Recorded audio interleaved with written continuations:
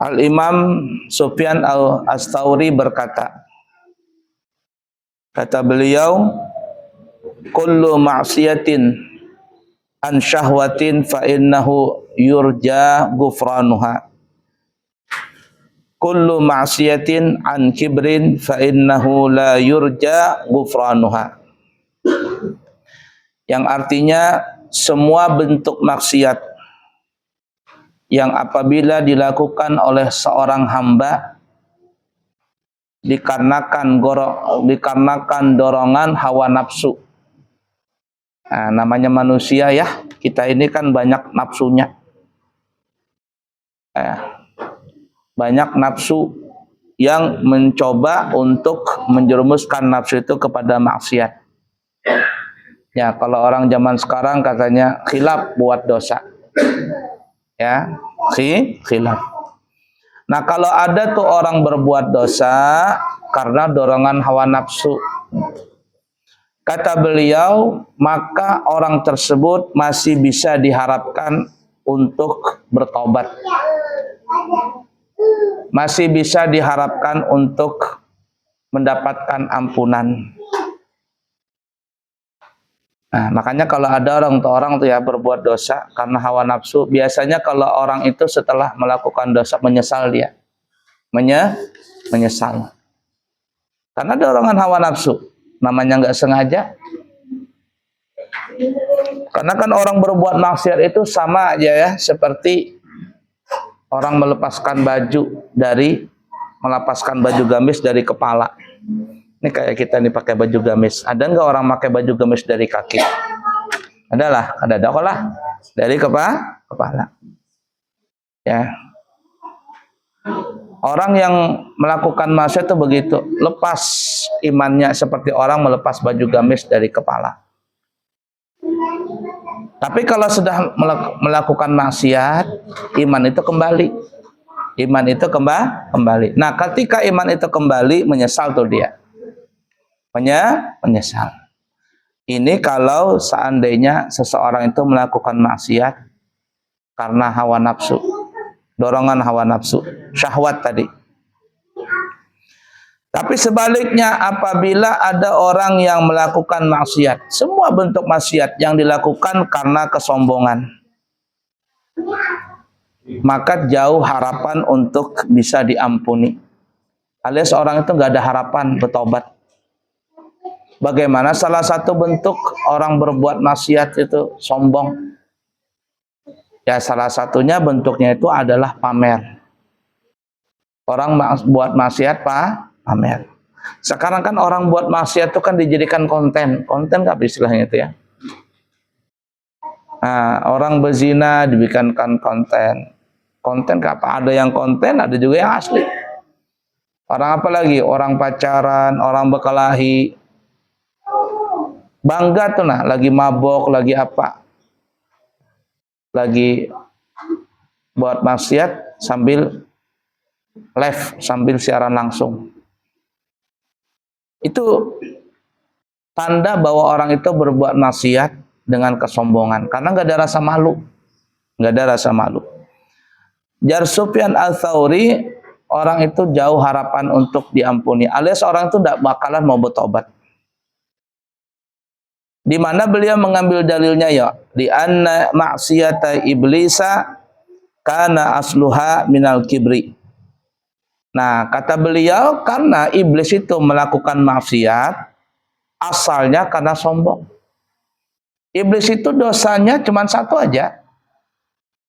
Apa ya? Dia nggak mau nurut perintah Allah.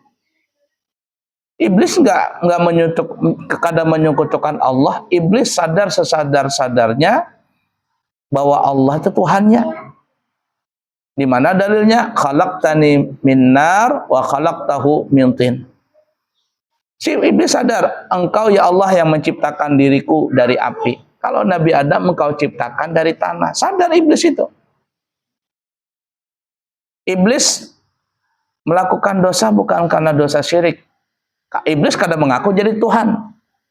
Fir'aun lebih jahat daripada iblis. Kenapa? Karena Fir'aun mengaku jadi Tuhan. Iblis kada suah mengaku jadi Tuhan. Dia dosanya cuma satu aja. Kada mau nurut perintah Allah. Kenapa ya? Sombong. Karena sombong itu tandanya ada dua. Satu, batarul haq, tidak mau terima nasihat. Jadi kalau ada orang keras kepala, keras hati, dinasihatin kada hakun, itu tanda sombong pertama. Yang kedua apa ya? Wa hiqarul mu'minin. Suka menghina orang lain. Karena dia tidak mau terima nasihat, merasa bangga, maka orang lain itu dianggap remeh. Remeh. Nah, karenanya iblis itu tidak pernah akan bertobat. Tidak pernah akan bertobat. Pernah Nabi Isa bermunajat kepada Allah Ta'ala. Bahasa kitanya nih ya, kalau kita bahasa Indonesia kan. Ya Allah, kira-kira kalau iblis itu bertobat, engkau terima nggak tobatnya? Kata Allah, terima. Engkau masukkan nggak ke dalam surga? Iya, kemasukkan dalam surga. Kata Allah nih. Lalu kata Nabi Isa, bagaimana caranya supaya dia bisa bertobat? Satu aja kata Allah Ta'ala. Datangin kuburnya Nabi Adam. Kemudian tunduk hormat kepada kuburnya Nabi Adam. Kata Nabi Isa, di mana kuburnya Nabi Adam ya Allah? Kata Allah Ta'ala, takun iblis. Iblis tahu di mana kuburnya. Karena kan sejaman. Sehidupnya sezaman, tahu iblis. Wah, alhamdulillah, gampang aja tobatnya. Cari kuburnya Nabi Adam, hormat, selesai dah.